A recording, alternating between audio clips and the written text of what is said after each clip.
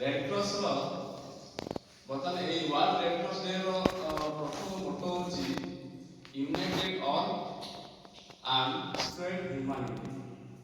Actually red cross କରିବାକୁ ହେଲେ humanity ଉପରେ ବେସିସ୍ କରୁଛି, ମାନେ ଆମେ ସମସ୍ତେ ଏକତ୍ରିତ ହୋଇକି ମଣିଷ ପଡ଼ିଆକୁ ମାନେ କ'ଣ କରିବା, ଆମେ ସ୍ପ୍ରେଡ୍ କରିବା।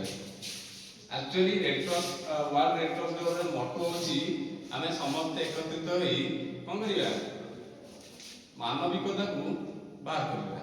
ଆଉ ପ୍ରତ୍ୟେକ ପିଲା ଓ ପ୍ରତ୍ୟେକ ମଣିଷ ଦେହରେ ମାନବିକତା ରହିଛି, କିନ୍ତୁ ବର୍ତ୍ତମାନ ଏଇ ମାନବିକତାର ଆଉ କେହି ଚିହ୍ନି ପାରୁନାହାନ୍ତି।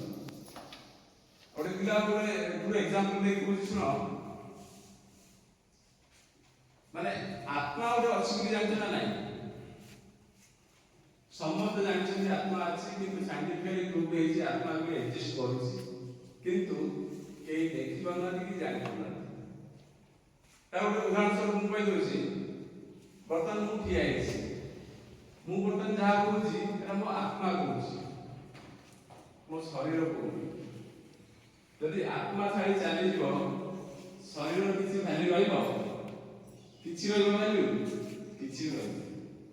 ତ ଜୀବନରେ ବଡ଼ ମଣିଷ ହେବାକୁ ହେଲେ ତମକୁ ଆତ୍ମନିର୍ଭରଶୀଳ ଆଉ ତମର ଆତ୍ମବିଶ୍ୱାସକୁ ବଢ଼େଇବାକୁ ପଡ଼ିବ। କେମିତି ନା, ଯଦି ତମର ବ୍ୟବହାର ଆଉ ତମ ମାଇଣ୍ଡରେ କ'ଣ କରିବ, ନିଜେ ହେଉଛି କିଛି ଇମ୍ପ୍ରୁଭମେଣ୍ଟ ଆଣିବ।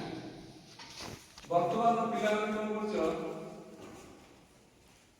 ସକାଳୁ ଉଠିକି ବାପା ମାଆଙ୍କୁ ଜୁହାର କରିବା ପାଇଁ ହଉ କିମ୍ବା ଗୁରୁଜନ ମାନଙ୍କୁ ସମ୍ମାନ କରିବାକୁ ଏସବୁ କୁଣ୍ଠାବୋଧ କରିବେ। କାହିଁକି ନା ଏସବୁ ଖରାପ ହେଲେ ଲାଜ ଲାଗିବ। ମତେ ଲାଜ ଲାଗୁଛି ନା ନାହିଁ ଜାଣିଛି, ପ୍ରାୟ